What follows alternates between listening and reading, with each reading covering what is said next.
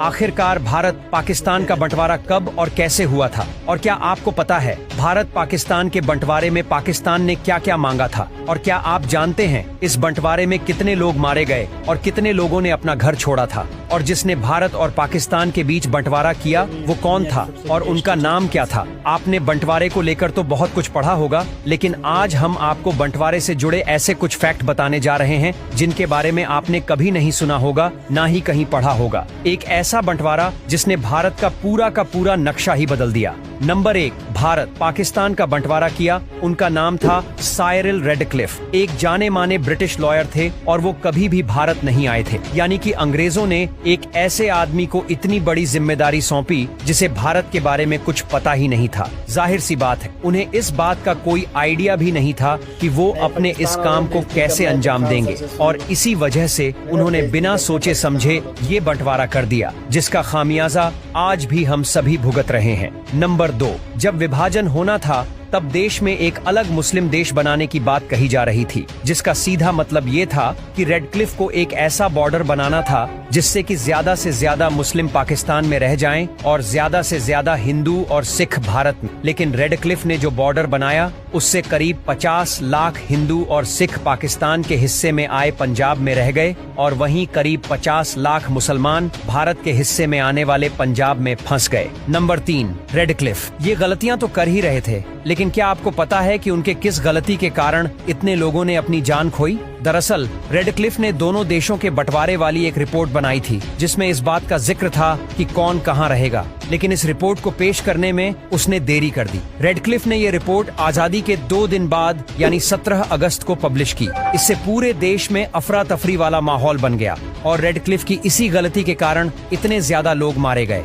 Number 4, वैसे उन्होंने अपना काम पूरी जिम्मेदारी से तो नहीं किया था, लेकिन क्या आपको पता है कि उनके काम में इतनी गलतियां होने के बाद भी उन्हें इसके लिए कितनी रकम मिलने वाली थी? आप जानकर हैरान रह जाएंगे कि रेडक्लिफ को इस काम के लिए 2000 पाउंड मिलने थे, लेकिन उनके द्वारा किए गए बंटवारे से ना तो इंडियन लीडर खुश थे और ना ही पाकिस्तानी लीडर। इससे रेडक्लिफ नाराज हो गए और उन्होंने वो रकम लेने से इनकार कर दिया, और रेडक्लिफ इस घटना के बाद कभी भारत नहीं आए। नंबर 5, वैसे तो भारत और पाकिस्तान बंटवारे के दौरान जमीन के साथ साथ बहुत कुछ बांटा गया था। कुछ पाकिस्तान के हिस्से में आया और कुछ भारत के। इन बंटवारों को लेकर भी काफी झगड़े हुए, लेकिन एक चीज ऐसी भी थी जिसका कोई झगड़ा नहीं हुआ। वो चीज थी शराब। इस्लाम में शराब को हराम माना जाता है, इसलिए शराब को लेकर कोई बहस नहीं हुई और शराब भारत के हिस्से में आई। नंबर 6, इस विभाजन की शुरुआत कहां से हुई थी? इसका ठीक जवाब हर कोई नहीं दे पाता है। कुछ इतिहासकार यह मानते हैं कि जब साल 1905 में बंगाल का विभाजन किया गया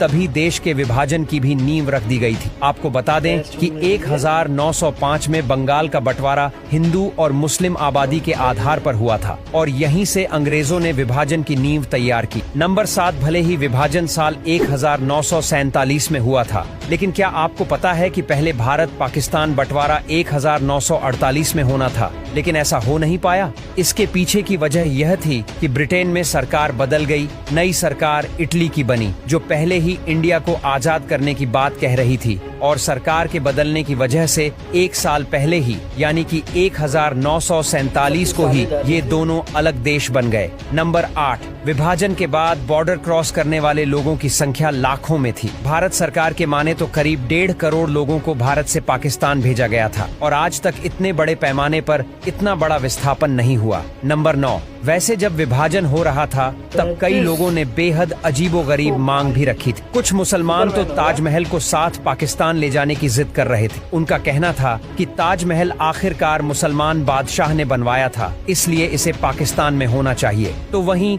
हिंदू साधु सिंधु नदी की मांग को लेकर अड़ गए थे। साधुओं का कहना था कि चाहे जो भी हो जाए सिंधु नदी पाकिस्तान नहीं जानी चाहिए, क्योंकि भारत की संस्कृति सिंधु, गंगा और सरस्वती नदी के किनारे है और यहीं फली फूली है। नंबर 10, विभाजन का समय बहुत खराब था। जिस समय विभाजन हो रहा था उस समय गांधी जी नेताओं के साथ नहीं थे। वो बेहद चुनिंदा नेताओं में से एक थे जो देश में जगह जगह हो रहे दंगों को शांत करने की कोशिश कर रहे थे। कोलकाता के नोआखली में तो वो बहुत दंगाइयों के बीच जाकर खड़े हो गए और उनका सम्मान इतना था कि दंगा शांत हो गया। नंबर 11, जिस वक्त पाकिस्तान एक अलग देश बना था उस वक्त उसके पास अपनी करेंसी नहीं थी। 1948 तक पाकिस्तान भारतीय नोटों पर अपनी मोहर लगाकर भारतीय करेंसी का इस्तेमाल किया करता था। 1948 के बाद पाकिस्तान में पाकिस्तानी रुपीज इस्तेमाल होना शुरू हो गए थे और इस नोट पर जिन्ना का फोटो था। नंबर 12, 1948 को प्रधानमंत्री नेहरू ने कुरुक्षेत्र रिफ्यूजी कैंप का दौरा किया था। यह कैंप 1 लाख लोगों के लिए बनाया गया था,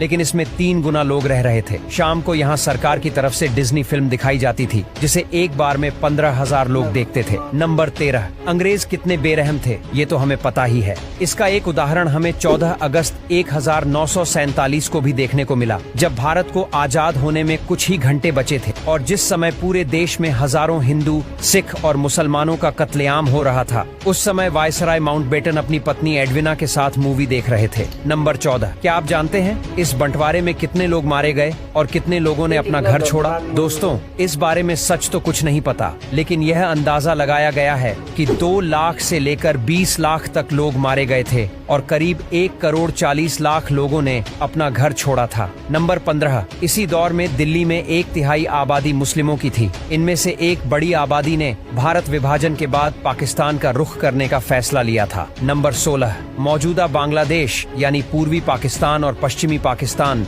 भले ही एक देश के तौर पर भारत से अलग हुए थे, लेकिन दोनों के बीच 1700 किलोमीटर की सीमा लगती थी।